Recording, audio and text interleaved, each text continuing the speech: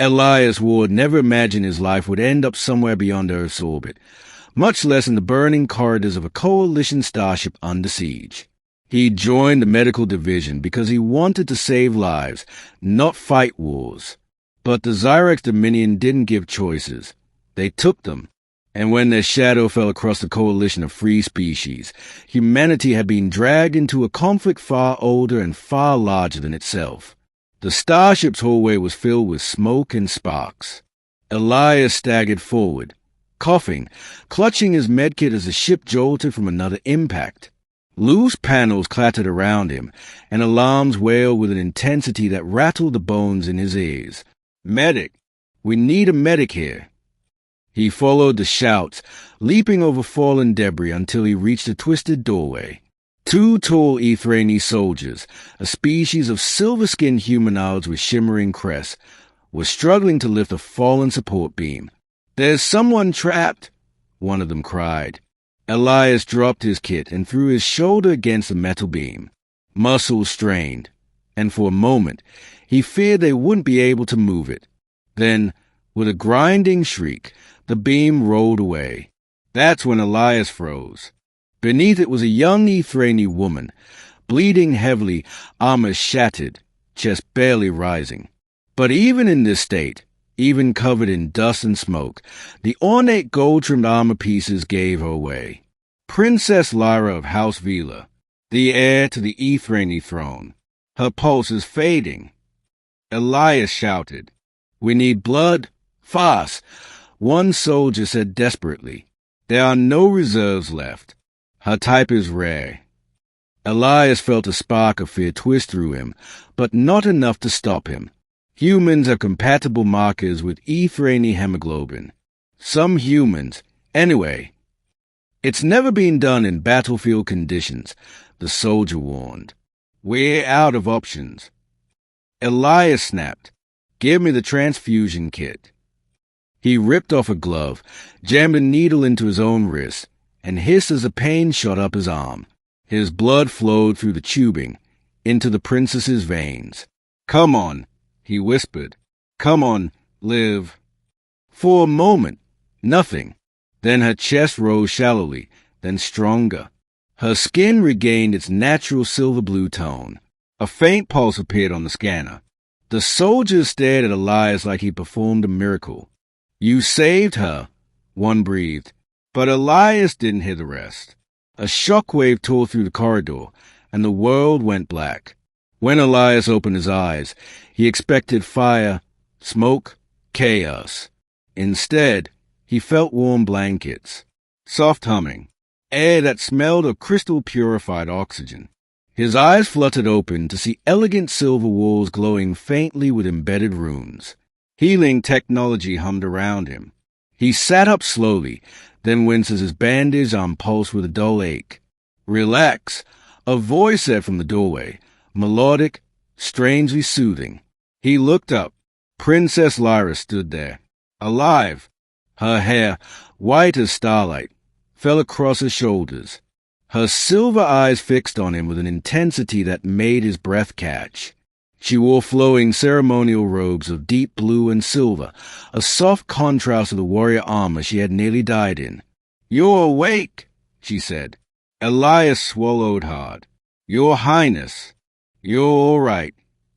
"I am," she said, stepping closer. "Because of you." He tried to sit straighter. "I'm glad. Really.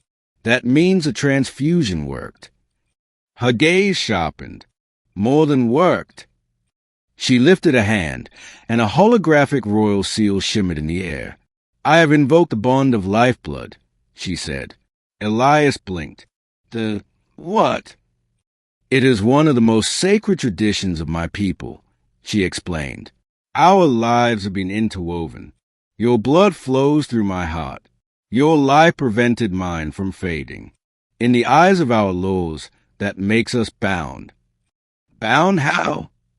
Her expression softened, but her voice left no room for misunderstanding. "You belong to me now, Elias Ward." Elias nearly fell out of the bed. I what?" She tilted her head like a confused feline. Belong, as in, your life is tied to mine. My life debt to you is eternal.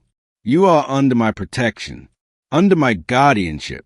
You saved me, so I will never allow harm to come to you. That sounds like a lot, Elias managed. She stepped closer until he felt the warmth of her presence. Your blood saved the heir to Vila. That bond cannot be undone. Before Elias could form another protest, alarms blared.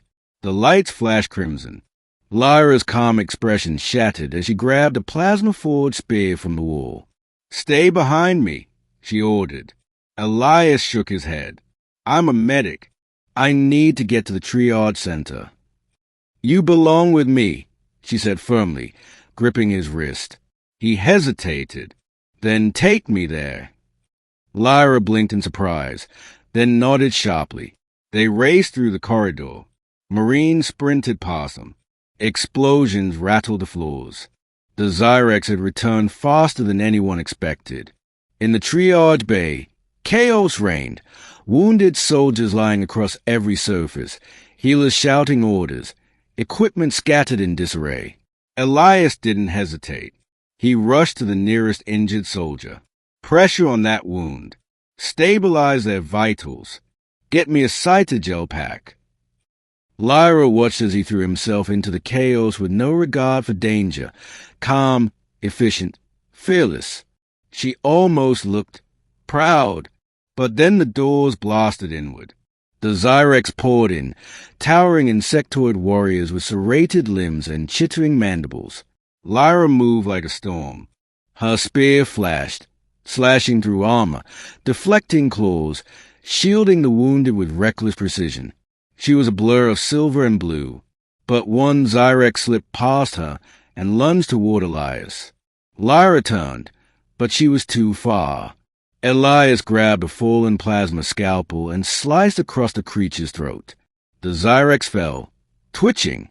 He gasped, adrenaline surging. Lyra froze mid-strike, eyes widening. You defended yourself. He panted. I had to. Her voice trembled with something dark and fierce. If any Zyrex harm you, her grip tightened on her spear. I will burn their worlds to ash. Reinforcements stormed in. The Zyrex retreated. Silence washed over the triage bay. Elias sank to the floor, throat burning.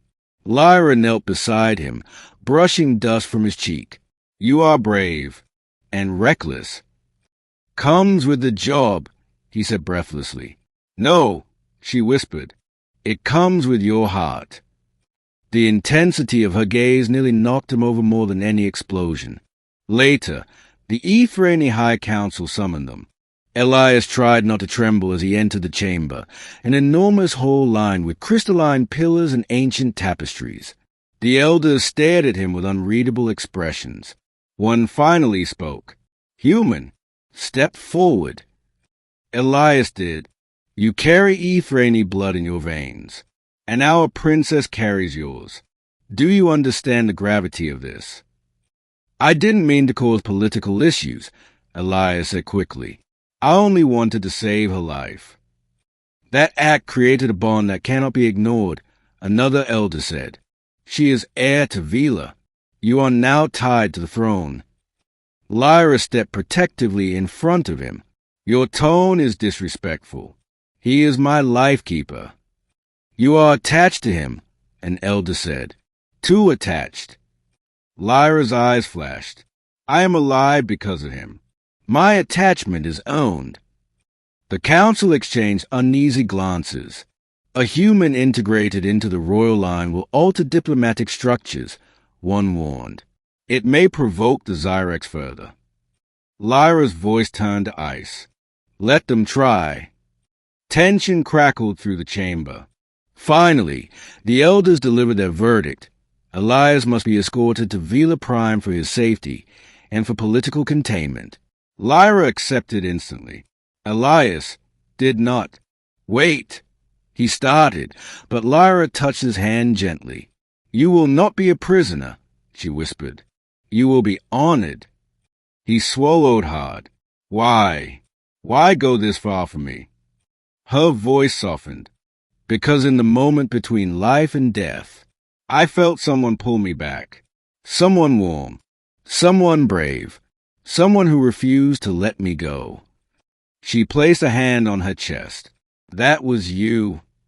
He couldn't respond, not because he had no words, but because too many were fighting to come out at once. Vila Prime was a world out of dreams, cities of floating silver spires, oceans of crystalline blue, sky bridges lined with shimmering gardens. Elias felt like he'd stepped into the heart of a myth. Everywhere he went, guards bowed, not to him, but to Lyra, and wherever she went, Elias followed, not by force, but because, strangely, he wanted to. They spent days talking, about Earth, about Ethrani history, about the feeling of facing death and waking up alive. Lyra trained with a spear at dawn, and Elias would sit nearby, studying medical codices. At night, they walked through the glowing gardens of Immerse, where crystal flowers chimed in the wind like soft bells. He began to understand her, and she began to understand him. But one morning, a transmission arrived from Earth Command. Elias Ward, the envoy, said sternly, "You've been missing for months. The Coalition reports you are in Ethrani custody. Humanity requests your immediate return." Lyra stiffened, eyes darkening like storm clouds. "He is not in custody," she snapped. "He is under my protection." "He is human," the envoy replied sharply. "He belongs with his own kind." Lyra stepped in front of Elias, her voice trembling with fury and fear. "He belongs with me." The room fell silent. The envoy hesitated, then shifted his gaze to Elias. "What do you want?" Lyra turned slowly, her expression fragile for the first time. "I will not trap you," she whispered. "If you wish to go home, I will not stop you." For a long moment, Elias couldn't speak. But that night, he walked alone through the glowing gardens, thinking of Earth and of Lyra. She had nearly died. He had saved her life. And somehow, she had saved something in him too, something he had thought war had burned away. When she appeared at the garden's entrance, her eyes were filled with dread. "Well," she whispered. Elias walked to her slowly. "I'm not leaving," he said. Her breath hitched. "You choose to stay?" "I choose you," he said softly. "I don't understand everything, but I know what I feel." Lyra didn't try to hide it. Tears shimmered in her silver eyes as she pulled him into her arms. "Then hear my vow," she whispered. "As long as my heart beats with your blood, I will stand by you, fight for you, live for you." He closed his eyes. "I promise the same." At the next council gathering, Elias spoke without hesitation. "I choose to remain with Princess Lyra," he declared. "I choose our bond." The elders exchanged stunned looks before finally bowing their heads. "Then let it be known," the head elder proclaimed, "that Elias Ward is now a royal bond keeper of Vila, honored, protected, and acknowledged a companion to the heir." Lyra slipped her hand into his. He squeezed gently. Later, standing on a balcony high above Immerse, Elias gazed at the shimmering world below. "This is insane," he murmured. Lyra laughed, soft, warm, honest. "It is destiny." He looked at her. "Does this bond of ours really last a lifetime?" Her smile turned tender. "Longer. Longer." She touched his chest. "Our lives are intertwined, from blood, from choice, from fate." She leaned her forehead against his. "You saved my life, Elias Ward. Now let us build a new one together." He held her close as the stars glowed above them, and for the first time in his life, Elias felt like he had found home.